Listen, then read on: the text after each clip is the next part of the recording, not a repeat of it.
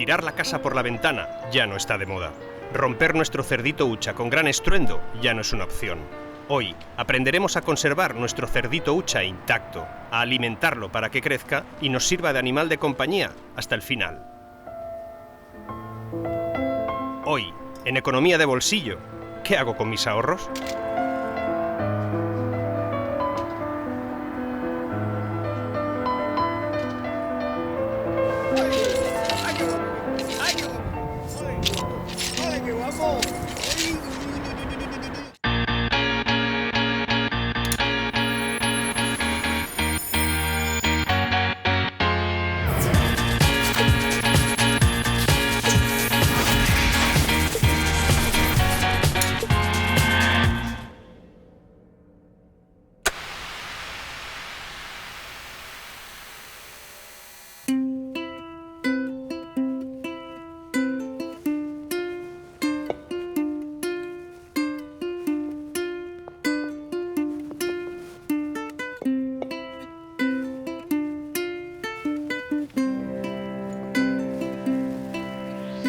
Ahorrar, reservar una parte de nuestros ingresos ordinarios.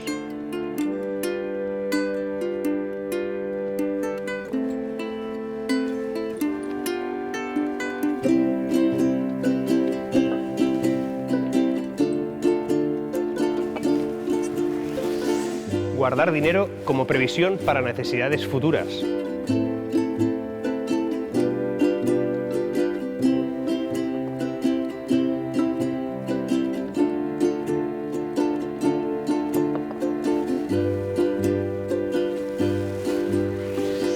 Evitar un gasto o consumo mayor. Esta es la definición de ahorro que viene en el diccionario, pero ahorrar y hacerlo bien es mucho más complicado que esto. De hecho, hay tantas maneras de ahorrar y de gestionar nuestros ahorros como huchas tenemos hoy aquí.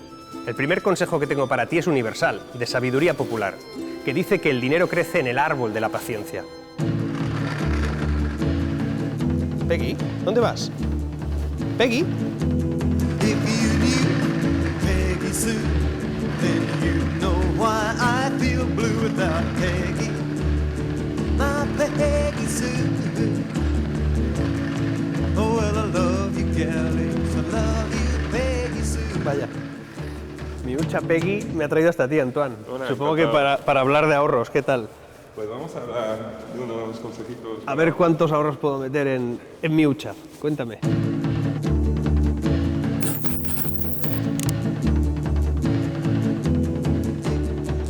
Eres como una enciclopedia del ahorro, ¿no? O sea, en tu blog das miles de consejos de lo que se tiene que hacer para ir ahorrando en diferentes ámbitos. ¿Cuáles son los principales? Luego iremos a cada uno de ellos, pero ¿cuáles son los principales que tú consideras? Bueno, depende un poco de la cultura, del tipo de gasto que tiene cada persona, ¿no? Hay personas que a lo mejor gastan mucho en ocio y lo tienen bastante fácil si quieren ahorrar un poco.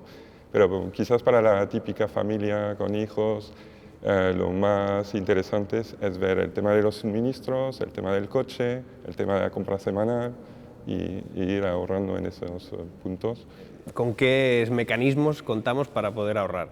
Por ejemplo, en la vivienda, ¿no? Por un lado los que están de alquiler y por otro lado los que pagan una hipoteca. ¿Cómo podemos ahorrar en el ámbito de la vivienda?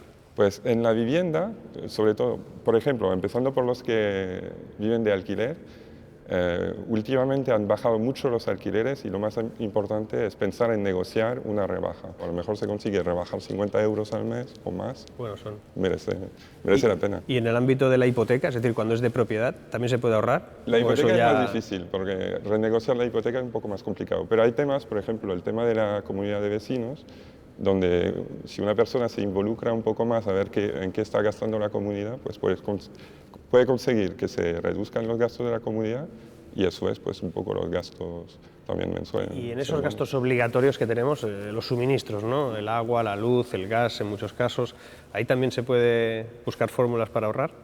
Exacto, sí.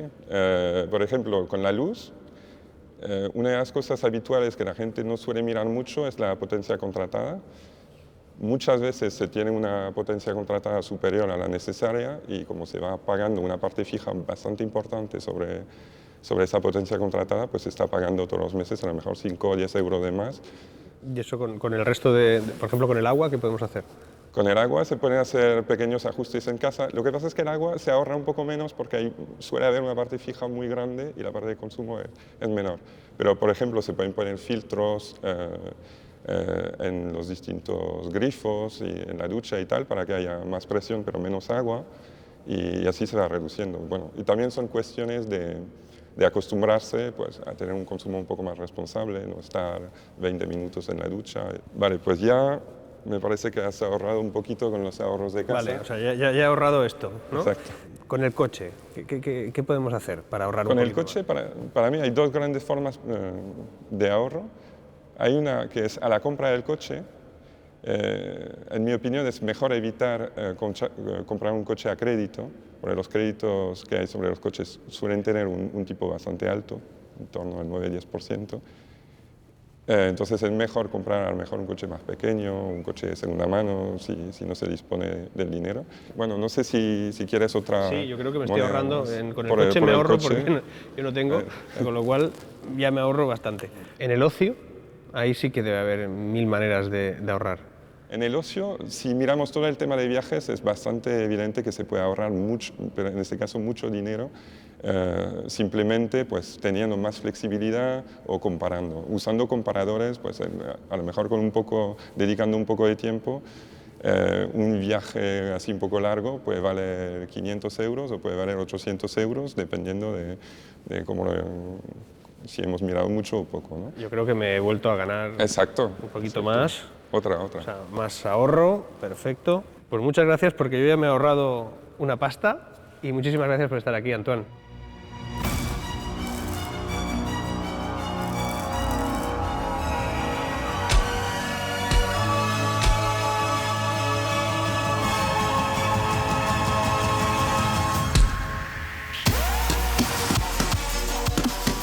Ahorrar bien no siempre es fácil. Por eso el buen ahorrador, una vez acumulado cierta cantidad, tiene que enfrentarse a dos elementos. El primero de ellos, la inflación, o el IPC.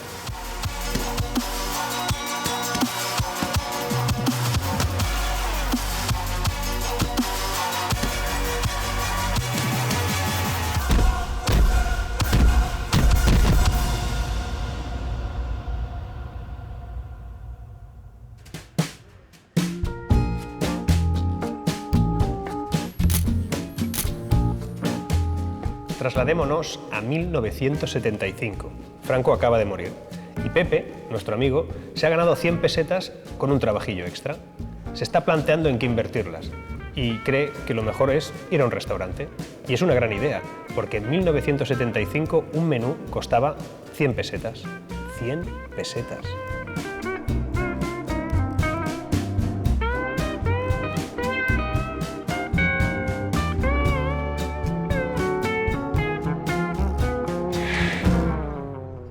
Brand new music and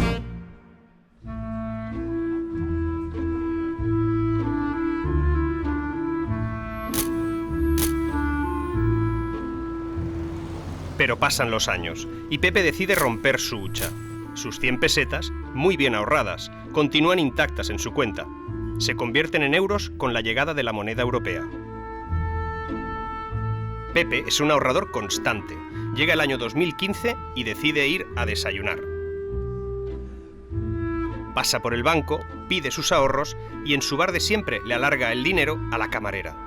Pepe, lo siento, le dice, con 60 céntimos solo puedo darte un vaso de agua.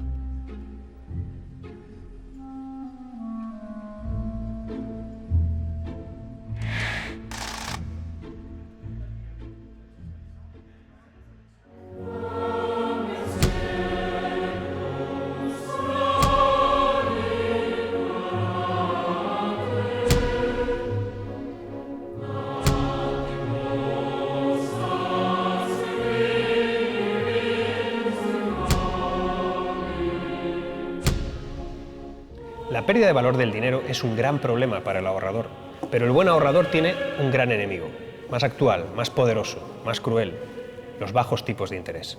El interés es el rendimiento que obtienen nuestros ahorros al ser depositados en un banco, en un depósito bancario.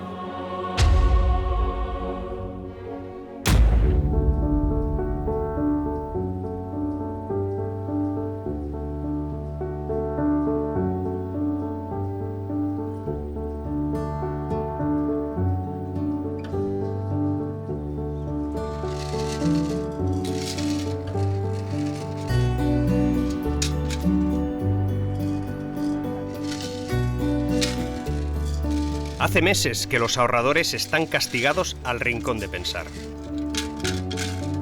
¿Quién los ha castigado? Pues el Banco Central Europeo, que tiene autoridad para castigarlos o para premiarlos, según convenga. ¿Cómo los ha castigado? Fijando los tipos de interés más bajos de toda la historia. ¿Qué significa esto? Que sus ahorros en un depósito bancario no dan ni un euro de rendimiento.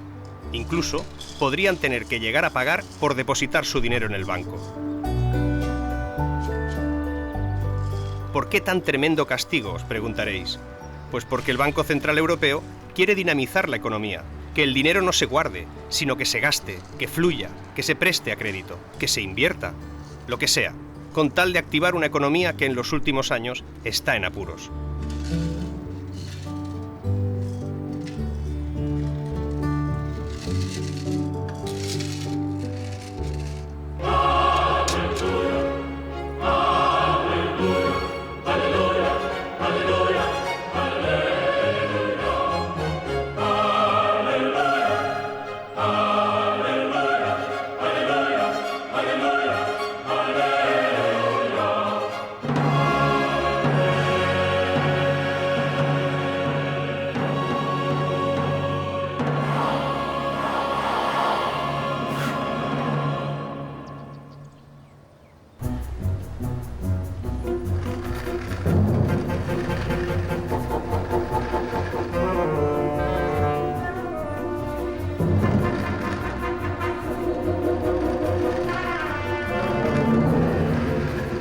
Hola. Hola, ¿qué ¿Puedo tal? hacer una pregunta? Sí.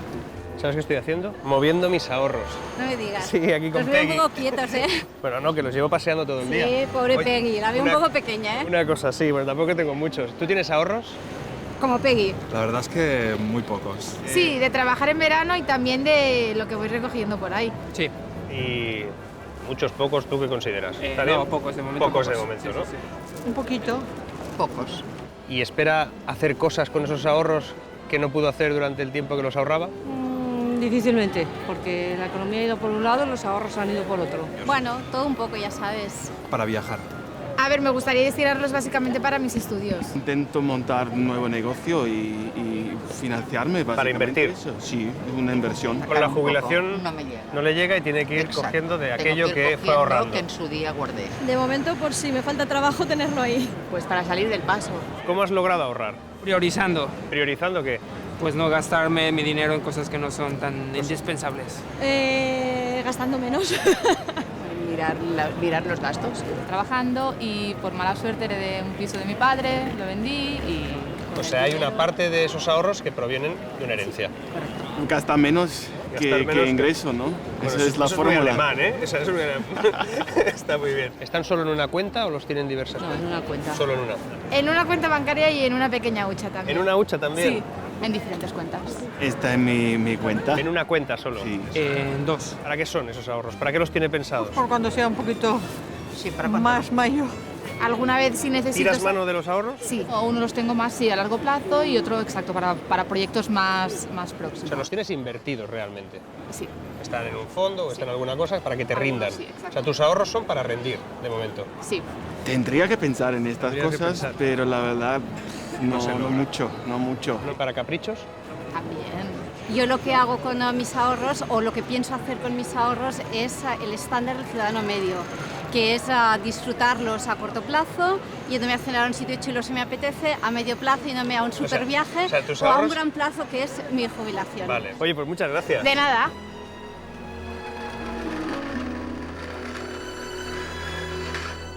Vamos, vamos. Hoy está dura. Si algo debemos tener claro es que no todos los ahorradores son iguales. Cada uno tiene que saber exactamente a qué perfil responde, para de este modo elegir el mejor vehículo para mover sus ahorros. Si no estás dispuesto a perder ni un solo euro de tus ahorros con productos financieros y te conformas con dar un rendimiento bajo a tu dinero, tienes un perfil conservador. Son para ti las cuentas remuneradas, los depósitos a plazo o las letras del tesoro hasta un año. ¿Tienes cierta tolerancia al riesgo? ¿Puedes asumir el coste de perder hoy parte de tus ahorros y fijarte en un horizonte temporal más lejano para obtener intereses más potentes? ¿Tienes un perfil de ahorrador medio? Sentirás atracción por los productos de renta fija, como la inversión en deuda pública, los bonos del Tesoro, o en deuda de empresas privadas, con retorno más allá de los 2 años. Si tienes buenos conocimientos de los mercados financieros, no te asusta la falta de liquidez, tienes colchón temporal y ansías acelerar el rendimiento de tus ahorros, tu perfil es dinámico. Te atreverás con productos de renta variable, que dependen de los mercados bursátiles, también con fondos de inversión complejos u otras inversiones con alto grado de incertidumbre, como comprar oro y otros activos.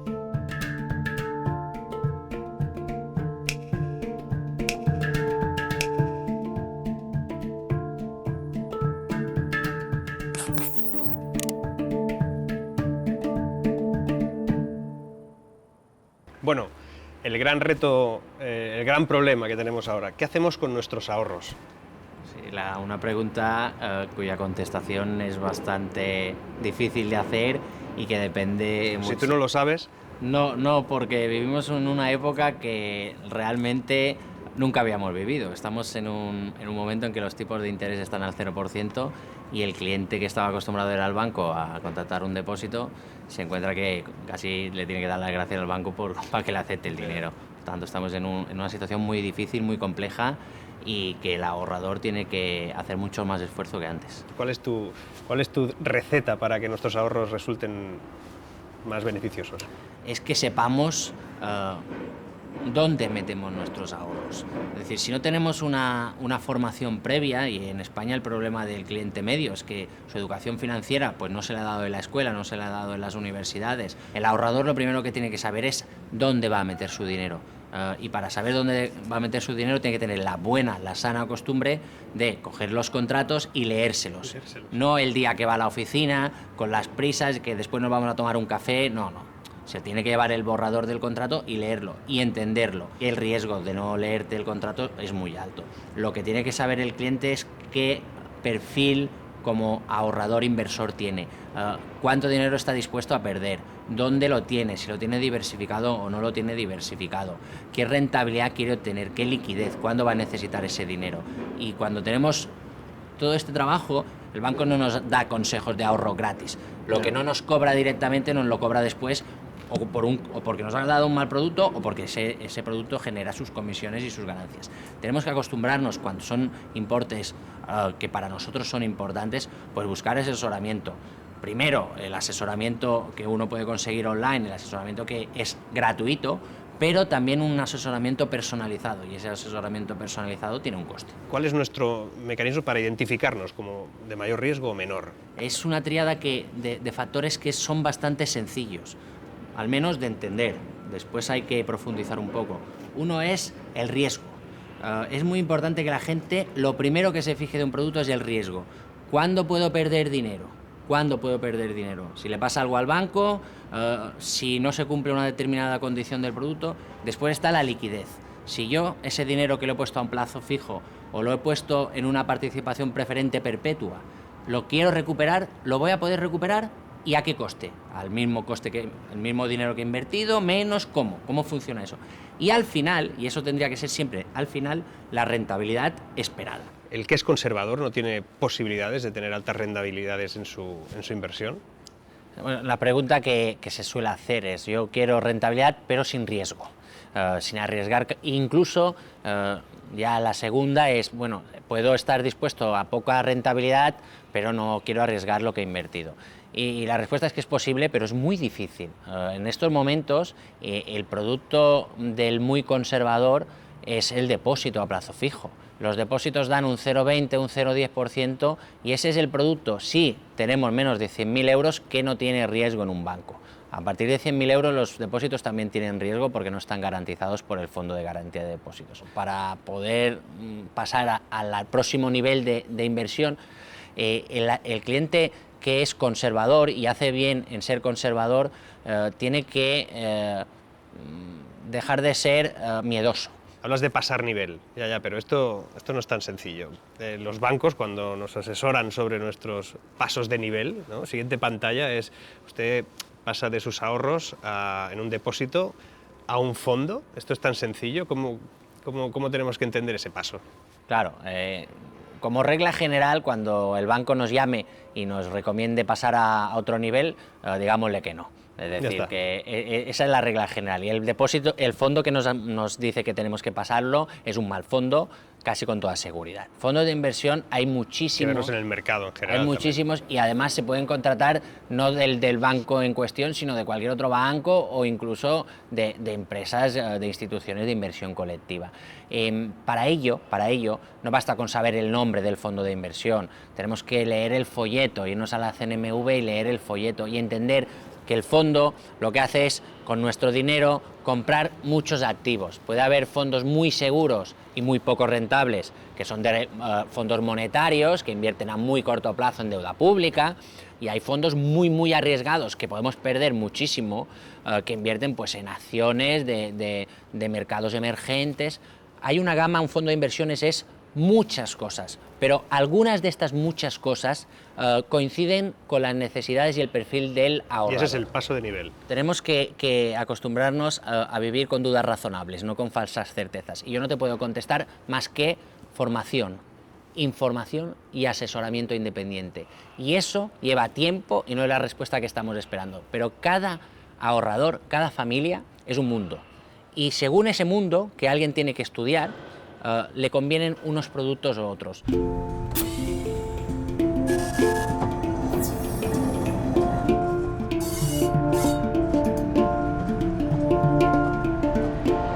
Tres conceptos tienen que guiar el camino para gestionar nuestros ahorros. El primero, proteger. Antes de tomar cualquier decisión, debemos considerar una victoria proteger nuestros ahorros de las pérdidas y los malos caminos. El segundo, planificar nuestro viaje. Sin una buena hoja de ruta, nuestros ahorros pueden extraviarse y no volver nunca más a la estación de origen. Y el tercero, diversificar. Si nos decidimos a mover nuestros ahorros, que sea en múltiples direcciones. Si circulamos en vía única, corremos el gran peligro de que se convierta en una vía muerta.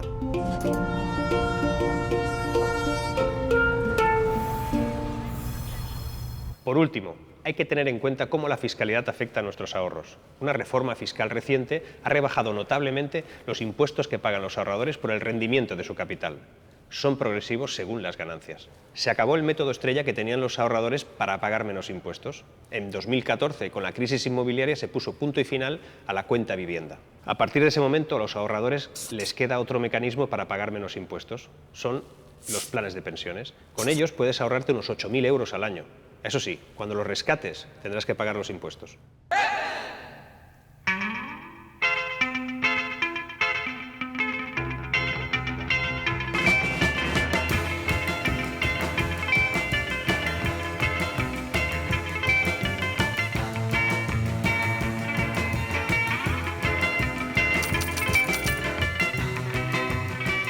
Nuestro cerdito Ucha, ahora sí, está mejor que nunca. Los cuidados básicos a nuestra mascota repercuten directamente en nuestra calidad de vida. Ahorra bien y ahorra con información. Pero eso sí, no ahorres para siempre. Porque la vida es aquello que pasa mientras estás ocupado haciendo planes de futuro. Con tus ahorros.